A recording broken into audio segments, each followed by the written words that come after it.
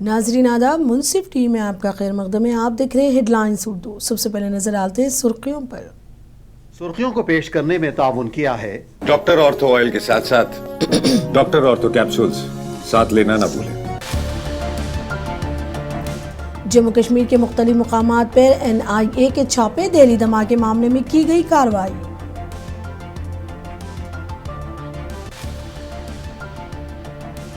Delhi assembly के budget session का अब से कुछ ही देर बाद होगा आगाज। अपोजिशन आम आदमी पार्टी ने बजट सेशन के बाइकॉट की दी धमकी। लोकसभा के अपोजिशन लीडर राहुल गांधी आज गुजरात का करेंगे दौरा।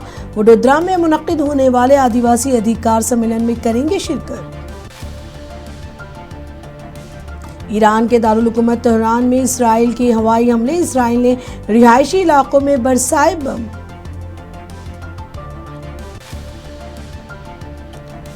मशरिक़ी वस्ता में जारी जंग चौथे हफ्ते में दाखिल, ईरान की आबनाए हुर्मुज़ बंद करने की धमकी, कशीदगी में हुआ शदीद इजाफा। इसराइली न्यूक्लियर साइट के करीब ईरान का हमला, सैकड़ों जख्मी। नेतन्याहू ने मुतासिरा इलाकों का किया दौरा।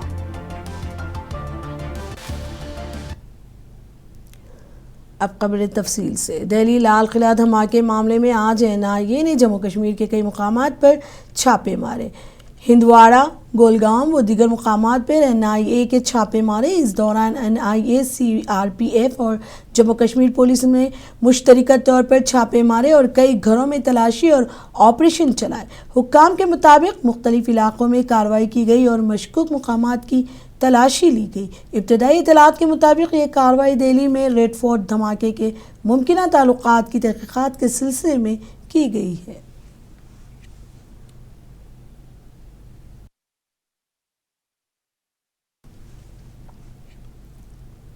तमिलनाडु में असेंबली इंतखाबात को लेकर गहमा गहमी तेज हो गई है। कांग्रेस के स्क्रीनिंग कमेटी के सदर TS सिंहदेओ ने कहा कि तमिलनाडु में दो बड़ी सियासी पार्टियों ने दिग्गज सियासी जमातों के साथ इत्तेहाद किया है, जबकि तीसरा अदाकार टीवी का उभर कर सामने आया है। ऐसे में अवाम का फैसला किसी जानिब होगा, ये कुछ नहीं कहा जा सकता। यहाँ तो अलायंसेस का ही मुकाबला है। तमिलनाडु में देखें तो दो प्रमुख दल हैं, DMK परंपरागत, इनके साथ जुड़े हैं कांग्रेस, BJP और लोकल पार्टीज जो हैं। यहाँ तीसरा फैक्टर एक तमिलनाडु में आए हैं, विजय जो अपने एक्टर हैं, ये मैदान में उतरे हैं एक तीसरे फैक्टर के रूप में। तो मोटा मोटी आप पकड़िए तो दो अलायंसेस, DMK, AIDMK के साथ जो जुड़े हैं, CPI, CPM इत्यादि इत्यादि, ये DMK के साथ, कांग्रेस DMK के साथ ये जुड़े हुए हैं। ADMK के साथ BJP और लोकल पार्टियां हैं, वो उनके साथ जुड़ी हुई हैं। तो ये दो मुख्य घटक हो गए जिनने चुनाव लड़ा। तीसरा एक फैक्टर आ गया टीवी के, विजय जी की जो पार्टी है, ये तीसरे फैक्टर के रूप में आ गई। तो ये तीन फैक्टर के बीच में अब क्या पोजीशन बन रही है, इसको भी ध्यान में रख के पार्टियां तय कर रही हैं सीटें। और पौंडुचेरी में स्थिति थोड़ी अलग है। वहाँ सीनियर जो दो पार्टीज हो गई, एक हो गया ANRC और दूसरी हो गई कांग्रेस। ANRC के साथ BJP जुड़ गई और ADM के वहाँ जूनियर पार्टनर के रूप में है। और भी जो मार्टिन कैसीनो फेम के जो मार्टिन जी हैं, वो भी 2 सीट वहाँ लड़ेंगे। ADM के 2 सीट लड़ेगी, BJP 10 सीट लड़ेगी, ANRC है 16 सीट लड़ेगी। ये उन्होंने अपने अलायंस को तय कर लिया है। कौन कौन सी सीट लड़ेगा वो भी शायद तय हो जाएगा। अब दिल्ली असेंबली का बजट सेशन आज से शुरू होने जा रहा है। असेंबली का बजट सेशन खीर की तकरीब के साथ शुरू होगा, जिसमें वजीर आला रेखा गुप्ता शिरकत करेंगी और असेंबली में दिल्ली की इक्तिसादी सर्वे रिपोर्ट पेश करेंगी। हुक्मरान जमात BJP के रुकन असेंबली शिखा रॉय ने अपोजिशन जमातों के खिलाफ एक सेंसर मोशन पेश करेंगी। दूसरी जानिब अपोजिशन लीडर आतिशी ने कहा कि अगर स्पीकर आम आदमी पार्टी के 4 MLAs की मअतली वापस नहीं लेते हैं तो पार्टी पूरे सेशन का बाइकॉट करेगी। पहले दिन मुख्तलिफ कमेटी रिपोर्ट्स और मालियाती ऑडिट रिपोर्ट्स भी असेंबली में पेश की जाएंगी, जबकि अरकान अपनी नशिस्तों के मसाइल भी उठाएंगे।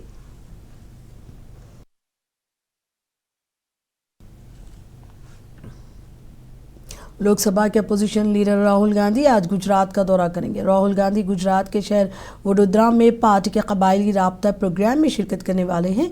कबायलियों की जानिब से आदिवासी अधिकार सम्मेलन प्रोग्राम मुनक्किद होने वाला है, जिसमें कबायली कारकुन, दानिश्वर और माहिरीन तालीम में शिरकत करने वाले हैं। इस सम्मेलन में तालीम, सेहत, रोजगार और समाजी बहबूद जैसे मौज़ूआत पर तबादला ख्याल किया जाएगा। इसके अलावा जंगलाती हुकूक कानून समेत कबायली बिरादरी को दरपेश मसाइल पर भी गुफ्तगू होगी। इसके बाद राहुल गांधी मुकामी रहनुमाओं और कारकुनों से मुलाकात करेंगे और अवामी मसाइल पर तबादला ख्याल भी करेंगे।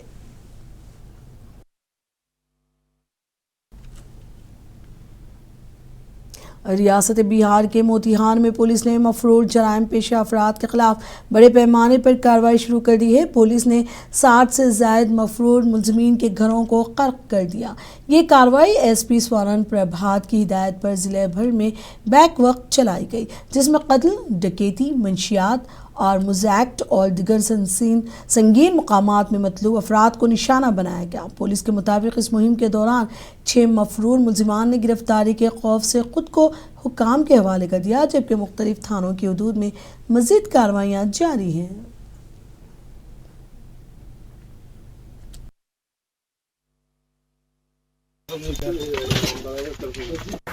जो रेप का केस है, मोहसिन आलम अभियुक्त है, इनके घर पे माननीय न्यायालय का आदेश प्राप्त हुआ है कि इश्तिहार चिपका किया जाए।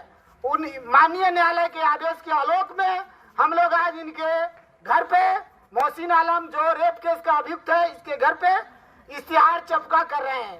यथाशीघ्र यदि यह आत्मसमर्पण नहीं कर कल यानी 24 मार्च को बिहार के वज़ीर आला नीतीश कुमार की समृद्धि यात्रा रोहतास ज़िले में मुनक़्क़िद होने जा रही है। ज़िला मजिस्ट्रेट के मुताबिक इस दौरे के दौरान वज़ीर आला जल जीवन और हरियाली अभियान के तहत तामीर होने वाले वाटर ट्रीटमेंट प्लांट का मुआयना करेंगे और मुख्तलिफ तरक्याती मनसूबों का जायज़ा लेंगे। इंतज़ामिया के मुताबिक वज़ीर आला के दौरे के पेश नज़र ज़िला में सिक्योरिटी और इंतज़ामात मुकम्मल कर लिए गए हैं, जबकि हुक्काम का कहना है कि इस यात्रा का मकसद तरक्याती कामों की रफ्तार का जायज़ा लेना और अवामी मसाइल को करीब से समझना है।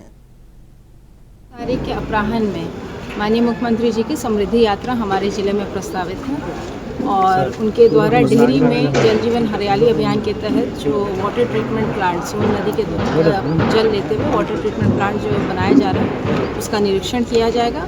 तत्पश्चात जो है ज़िले में कई योजनाओं का शिलान्यास और उद्घाटन किया जाएगा। जो विकास के कार्य किए जा रहे हैं उनकी समीक्षा भी की जाएगी और फिर जनसंवाद का कार्यक्रम भी। रुकने पार्लियामेंट पप्पू यादव ने बिहार की बिगड़ती सूरत हाल पर तशवीश का इजहार किया। उन्होंने कहा कि रियासत भर में गुंडाराज चल रहा है, लड़कियां महफूज नहीं हैं, हर तरफ कत्लेआम हो रहा है, बेकसूर लोगों पर लाठियां बरसाई जा रही हैं।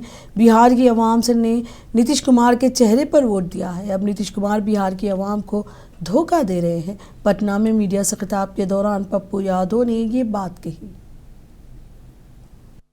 लोग रंगदारी मांग रहे हैं, सीने में गोली मार दी गई पुलिस के द्वारा दारू पी के। सीतामढ़ी में एक यूथ को मारते मारते पुलिस के द्वारा लाश कर दिया गया। दानापुर में किस तरीके से 8-8 लोग दिन में पीट के कांटी ठोक के मार दिया गया। तो जो परिस्थितियां हैं उसमें जो हालात हैं, पूर्णिया में जिस तरीके से 11 तारीख को बच्ची को किडनैप किया गया, बलात्कार करके एसिड छींट के मार दिया गया, तो सरकार नाम की कोई चीज़ तो है नहीं। सरकार कौन चला रहा है, कौन पदाधिकारी चला रहा है? पूरा का पूरा महकमा शराब में, जमीन में, बालू में और सूखे ड्रग्स में लगा हुआ। कोई सुरक्षित नहीं है। बेटी तो बिल्कुल सुरक्षित नहीं है।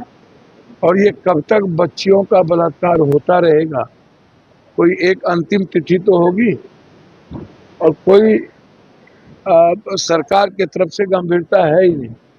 तो निश्चित रूप से यदि नीतीश जी मन बना ही लिए हैं कि मुझे छोड़ना है, तो उनको घोषणा करना चाहिए। सही मांग है, डिमांड है जदयू का। हर परिस्थिति में जदयू का जो डिमांड है, जनता ने जो मैंडेट दिया वो जदयू का डिमांड है और जदयू का ही मुख्यमंत्री हो बिहार की जनता भी चाहती है। एनसीपी शरद चंद्र पवार ग्रुप की रुकन पार्लियामेंट फौजिया खान ने कहा कि आज मुल्क में नफरत का माहौल बढ़ गया है। वजीर आजम को चाहिए कि वो मुल्क में अमन पसंद माहौल को बढ़ावा दे। दिल्ली में मीडिया से बात करते हुए फौजिया खान ने तवील मुद्दत सरबराह हुकूमत बनने पर वजीर आजम नरेंद्र मोदी को मुबारकबाद दी। साथ ही उन्होंने मुल्क में अमन भाईचारे को बढ़ावा देने पर भी जोर दिया।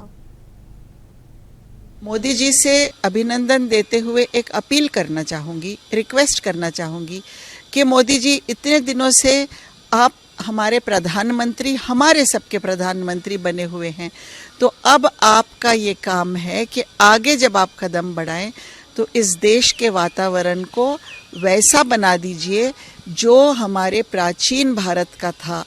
शांति, संवेदनशीलता और भाईचारा, ये सब बातें आज हमारे समाज में बढ़ना चाहिए, ना कि कम होना चाहिए। हम देख रहे हैं कि ये दिन ब दिन माहौल जो है नफरत भरा बनता जा रहा है और हमारे देश के पिछड़े वर्ग में, माइनॉरिटीज़ में बहुत असुरक्षितता की भावना निर्माण हो गई है। अभी उत्तम नगर में हमने देखा कि होली के समय लोग रस्तों पर आकर उन्होंने ये घोषणाबाजी की कि ईद के दिन हम खून से होली खेलेंगे। नांदेड़ में कल ही ईद के दिन ईदगाह में जहां 25,000 लोग नमाज पढ़ रहे थे, वहां पर उससे 100 मीटर दूर के कमर पर कुछ डायनामाइट, कुछ पेट्रोल और कुछ पेट्रोल की बोतल और कुछ जिलेटिन स्टिक्स जो पड़े हुए मिले वहां, वो मोटरसाइकिल सवार बड़े ब्लास्ट के बाद वो अपने आप ख़त्म हो गया, जल गया। लोगों ने कोशिश की उसको बचाने की, लेकिन ये जो घटनाएं हो रही है लगातार बढ़ती जा रही हैं। डॉक्टर बाबा साहब अम्बेडकर के पुतलों की विठंबना हो रही है, उसकी एक श्रृंखला चल गई है पूरे देश में। ये सब रुकना चाहिए। देश में हमारा संविधान, हमारी शांति, भाईचारा, प्रेम, ये बढ़ना चाहिए। और जो प्रधानमंत्री पूरे इंटरनेशनल विश्वगुरु हैं, लोगों के लिए वो युद्ध रुका सकते हैं, वो युद्ध करवा सकते हैं, जो भी कर सकते हैं, इन प्रधानमंत्री जी को मैं यही विनंती करूंगी कि हम अपने देश में आप शांति स्थापित करने का काम कीजिए, माहौल अच्छा करने का काम कीजिए, तो ये इस देश की बहुत बड़ी सेवा होगी। अब वो सेवा करने का समय आ गया है। इलेक्शन मोड में से निकलकर अब ये शांति स्थापित करने का।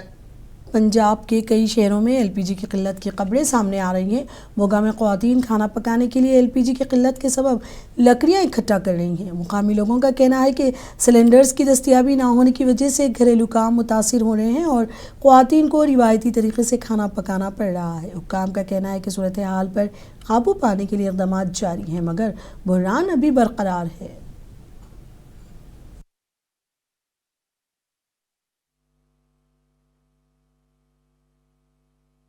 हाँ जी, हैगा मोदी वाला। हुण भरदे नहीं जी, हुण कहंदे कल ले लो, परसों ले लो, पहले नहीं देवांगे, दो नहीं देवांगे। सर जी फिर हुण बोरियां बारियां प्लास्टिक रुपये भर के रोटी तो खानी है, की करके पेट मारे पर करना पैना। बहुत बार एजेंसी भी जाए हैं जी, हुण कहंदे 1 तरीक नूं मिलूगा, 12 तरीक दा बुक कीता। हुण ਸਾਨੂੰ ਤਾਂ कई कहंदे 900 ਦਾ, कोई कहंदा 11 ਦਾ, कोई कहंदा 1500 ਦਾ। दसी ਉਹਦੇ ਤਾਂ ਮੁਕਤੀ ਬਣਾ ਸੀ, ਉਹਦਾ ਢੋਲੀ ਦੇ 1100 रुपया लिया ਸੀ।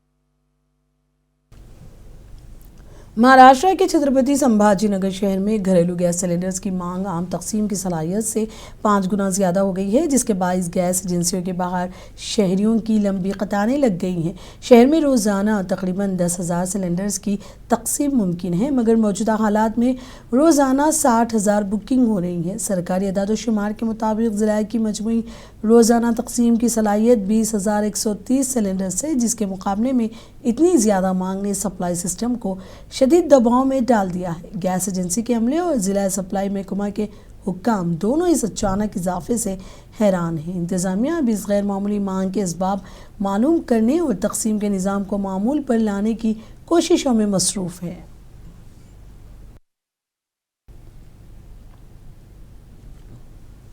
दारुल हुकूमत दिल्ली में आज सुबह से ही मौसम खुशगवार हो गया। सुबह मॉर्निंग वॉक के दौरान दिल्ली के कई इलाकों में हल्की से दरमियानी दर्जे की बारिश हुई। जनकपुरी, इंडिया गेट, कर्तव्य पाथ व दीगर इलाकों में बारिश हुई। बारिश की वजह से दिल्ली एनसीआर के कई इलाके मुतासिर हुए। मुकामी इंतजामिया के मुताबिक बारिश की वजह से सड़कों पर पानी जमा हो गया और ट्रैफिक मुतासिर हुई, जबकि शहरियों ने मौसमी हालात की वजह से मुश्किलात का सामना किया। रेस्क्यू और शहरी इंतजामात के इदारे अलर्ट पर हैं ताकि किसी भी हंगामी सूरत हाल से निपटा जा सके।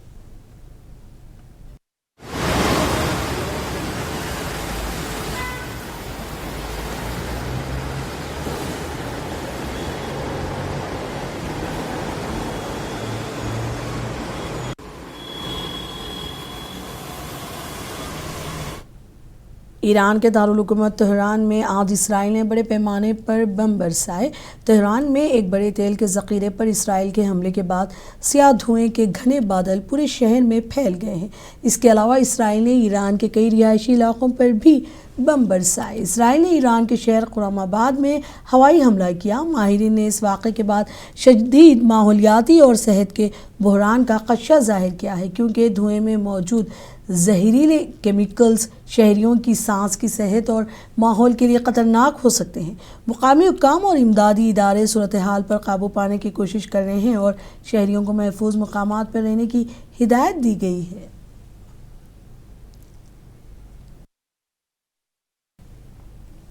बैनुल अक़वामी तवानाई एजेंसी IEA के एग्जीक्यूटिव कम्युनिटी डायरेक्टर फातेह बैरुल ने खबरदार किया है कि आबनाए हुर्मुज़ में बढ़ती हुई कशीदगी आलमी मैशियत के लिए ख़तरनाक साबित हो सकती है। फातेह बैरुल ने कहा कि इस अहम समुद्री रास्ते से दुनिया के तेल की बड़ी तरसील होती है और यहाँ किसी भी किस्म की रुकावट आलमी तवन्नाई, मार्केट और इक़्तिसादी इस्तेहकाम पर मुनफी असर डाल सकती है। उन्होंने आलमी बरादरी से सूरत हाल पर फ़ौरी तवज्जो देने और तनाव कम करने के इक़दाम करने की अपील की है।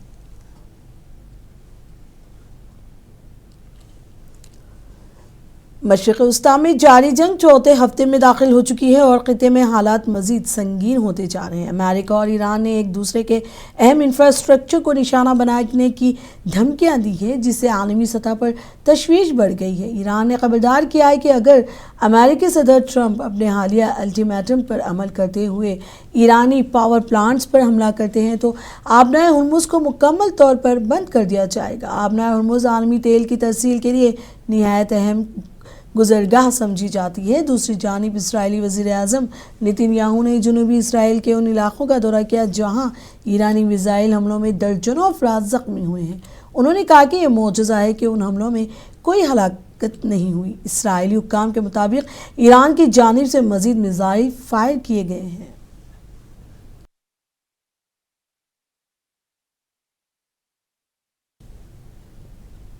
इसराइली वज़ीर-ए-आज़म नेतन्याहू ने जनूबी इसराइली शहर अरद का दौरा किया, जहां हालिया ईरानी मिसाइल हमलों में 100 से ज़ायद अफराद ज़ख्मी हुए हैं। नेतन्याहू ने कहा कि ईरान की जानिब से तवील फासले तक मार करने वाले मिसाइल हमले इस बात का सबूत हैं कि ईरान न सिर्फ इसराइल बल्कि पूरी दुनिया के लिए ख़तरा बन चुका है। उन्होंने दावा किया कि ईरान यूरोप तक हमला करने की सलाहियत रखता है। उन्होंने कहा कि इसराइल और अमेरिका पूरी दुनिया की तरफ से ये जंग लड़ रहे हैं और आलमी बरादरी को ईरान के खिलाफ मुत्तहिद होना चाहिए। नेतन्याहू के मुताबिक इसराइल का हदफ ईरान के जौहरी और मिसाइल प्रोग्राम को मुकम्मल तौर पर ख़त्म करना है, जबकि ईरानी अवाम के लिए हालात बदलने की कोशिश भी जारी है। हुक्काम के मुताबिक ईरान के हमले में 115 अफराद ज़ख्मी हुए, जिनमें से चंद की हालत तशवीशनाक बताई जा रही है।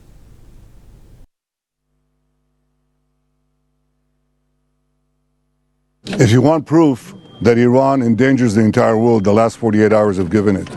In the last 48 hours, Iran targeted a civilian area.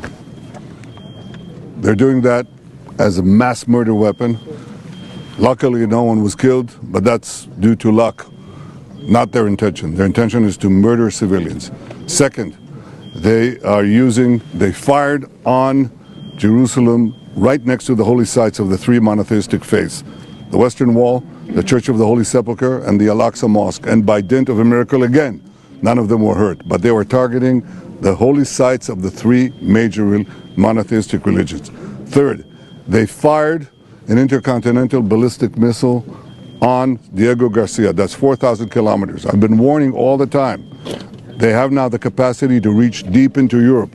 They already have fired on a European country, Cyprus. They are putting everyone in their sights. And fourth, they're stopping a maritime international route, energy route, and trying to blackmail the entire world. What more proof do you need that this regime that threatens the entire world has to be stopped? Israel and the United States are working together for the entire world. And it's time to see the leaders of the rest of the countries join up.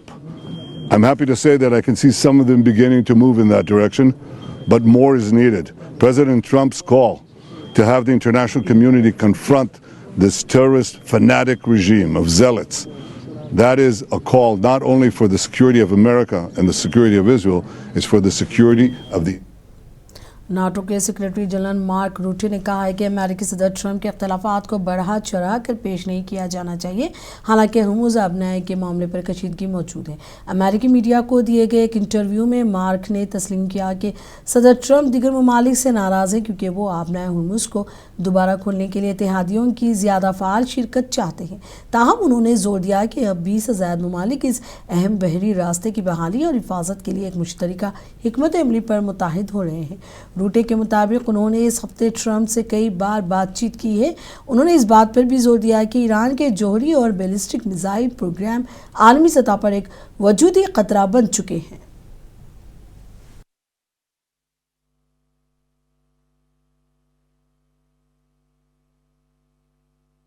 I think NATO's gone down a long way because they haven't, they should be helping with the Strait. They get much of their energy from the Strait of Hormuz. And if Lindsey Graham said that, and don't forget, he was the big NATO guy for a while, and now he's not. And a lot of senators and congressmen, they're very upset with the fact that NATO has done nothing.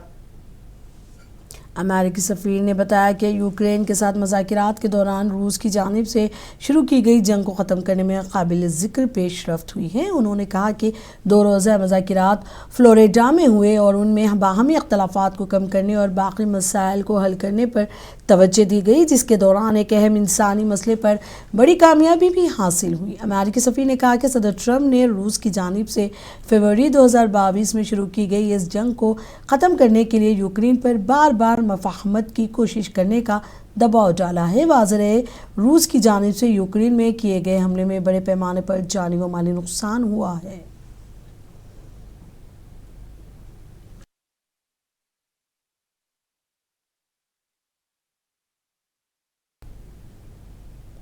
Rajasthan के जैसलमेर ज़िले में गैर मौसमी बारिश ने किसानों की मुश्किलात में इजाफा कर दिया है, उनकी मेहनत बर्बाद कर दी है। जहां मौसम ठंडा हो गया है, वहीं बारिशों ने राबी की फसलों को शदीद नुकसान पहुंचाया है। खेतों में काटी हुई फसलें भीग कर तबाह हो गई हैं। देखिए ये रिपोर्ट। राजस्थान के जैसलमेर में बेमौसम बारिश ने किसानों को भारी संकट में डाल दिया है। पश्चिमी विक्षोभ के कारण अचानक बारिश से पोखरण और रामगढ़ जैसे इलाकों के खेतों में पानी भर गया है। कटी हुई और खुले में रखी रबी की फसलें बर्बाद हो गई हैं। गेहूं, चना, जौ, जीरा और इसबगोल की फसलें या तो पानी में भीग गई हैं या बह गई हैं। कई किसानों का कहना है कि बेमौसम बारिश में उनकी लगभग पूरी फसल बर्बाद हो गई है। भाई इस सब में तो 100% नुकसान हो गया। खड़ी इस सब में तो जीरे में 25% जीरा बचा है और उसका वजन कम हो गया, क्वालिटी कम हो गई। अब लेबर नहीं मिल रही और आज और बारिश आ गई तो एक पैसा भी नहीं बटेगा। हमको कर्जा लेके किया था काम, अब लेबर को पैसा देने के लिए नहीं, कहाँ से लाए। इस बार धान भी बढ़िया हुआ था, लेकिन बेमॉनसून की बरसात के कारण ये हमारी पूरी फसल नष्ट हो चुकी है। अब इसमें हमने जो ब्याज के पैसे वो लिए थे और जो भी काश्तकारों का कर्जा है और कृषा भी रखा हुआ है, उसका भी कर्जा है। अब ये तो नुकसान, अब आप बोल रहे हो नुकसान हुआ, नुकसान क्या, हम तो रोड बर्बाद हो गया। किसान सरकार से नुकसान की भरपाई और कर्ज चुकाने के लिए मुआवजा देने की गुहार लगा रहे हैं। बहुत भारी सब नुकसान हुआ है। 50 किलो सब बोया था 100 बीघा में, सारा का सारा नुकसान बेमौसम की बारिश में देख लो, चारों साइड पूरा नुकसान ही नुकसान हो गया। 1% भी नहीं बचा है इसमें। क्या मांग करेंगे सरकार से? सरकार से यही मांग रखी है कि जो पैसा काश्तकारों ने उधार लेके ये बुआई की थी उसमें 1% में सब नुकसान हो गया। उनकी सरकार से यही निवेदन कि इनकी भरपाई करे, यही उम्मीद है सरकार से। जैसलमेर में फसल बर्बाद होने और कर्ज बढ़ने से परेशान किसानों को उम्मीद है कि सरकार जल्द इस मामले में दखल देगी और उनकी परेशानियां दूर करेगी। हेडलाइंस उर्दू में अब तक के लिए इतना ही। मुझे दीजिए इजाजत। आदाब।